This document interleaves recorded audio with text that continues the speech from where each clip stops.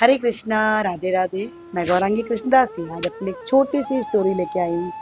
Story है सबरी की। सबरी के विषय में आप लोगों ने तो बहुत कुछ सुना होगा कि वो राम जी की, हमारे रामचंद्र जी की बहुत ही अच्छी भक्त थी। पर एक छोटी सी स्टोरी मैं आपको सबरी के विषय में बताना चाहती हूँ, जो कि शायद बहुत लोगों को नहीं पता होगी। राम जी कितने कृपालु हैं ये दुनिया जानती है। राम जी की महिमा अपार, कृष्णा की महिमा अपार। प्रभु हमेशा अपने भक्तों की रक्षा करते हैं, मान की रक्षा करते हैं। यही मैं आपको बताना चाहती हूँ। चर्चा कुछ इस बार की इस तरह की है कि एक बार की बात है, सबरी जो है, माता सबरी को जब ये ज्ञान हुआ कि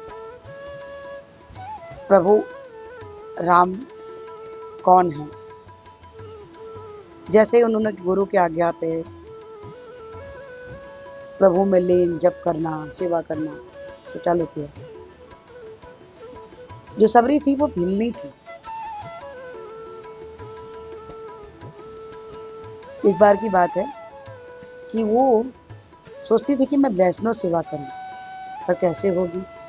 वो जंगल में गई और उन्होंने देखा कि मुनियों का आश्रम था, जहाँ की वो सुबह सारे संत मुनि को उठने से पहले ही सुबह मॉर्निंग में उठती थी, सबसे पहले ब्रह्म मुहूर्त में, और उनके आश्रम को झाड़ू लगाना, सफाई करना, फूल तोड़ के ला के रख देना प्रभु की सेवा के लिए, और वहाँ पे पूरा फ्रूट तोड़ के, मतलब फल तोड़ के ला के रख देती थी, और लकड़ियाँ बीन के वहाँ की सेवा के लिए सब ला के रख देती थी।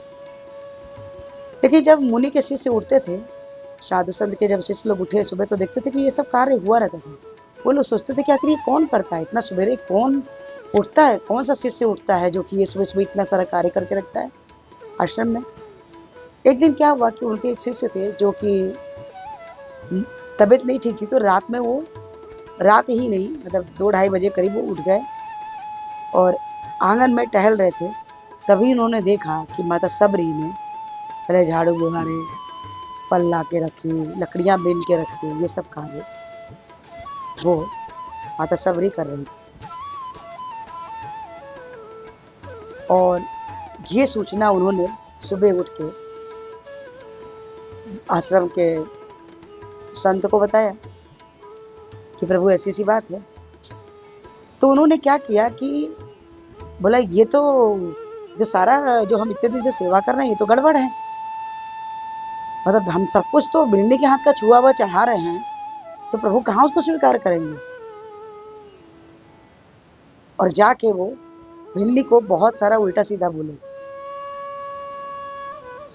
और जाके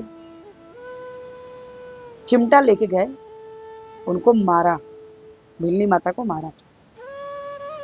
चिमटे का रक्त वहां जो पास में सरोवर था उसमें रक्त पड़ गया।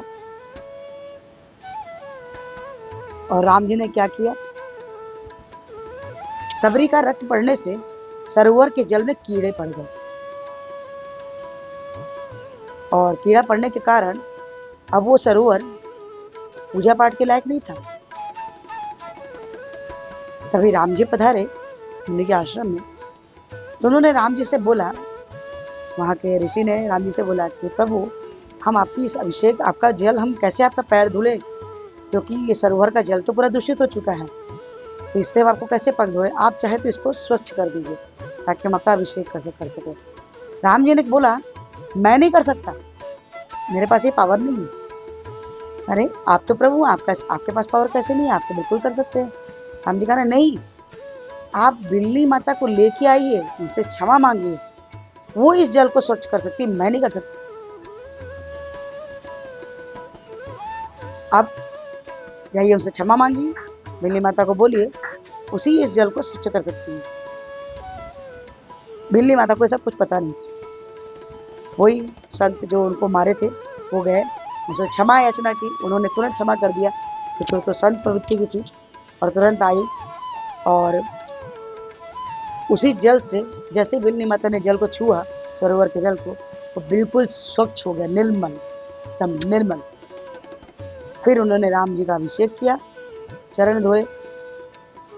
ऐसे हैं हमारे कृष्ण और राम कृपालु। ये स्टोरी आपको कैसी लगी?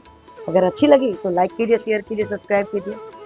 और हमारी एक विनम्र प्रार्थना है, जो हमारे पूर्ववर्ती आचार्य श्री प्रभुपाद ने हमें हरे कृष्ण महामंत्र जपने के लिए बोला है। मंत्र कुछ इस प्रकार से है: हरे कृष्ण कृष्ण कृष्ण हरे हरे, हरे राम राम राम हरे हरे। हरे कृष्ण महामंत्र जपते हैं तो आपके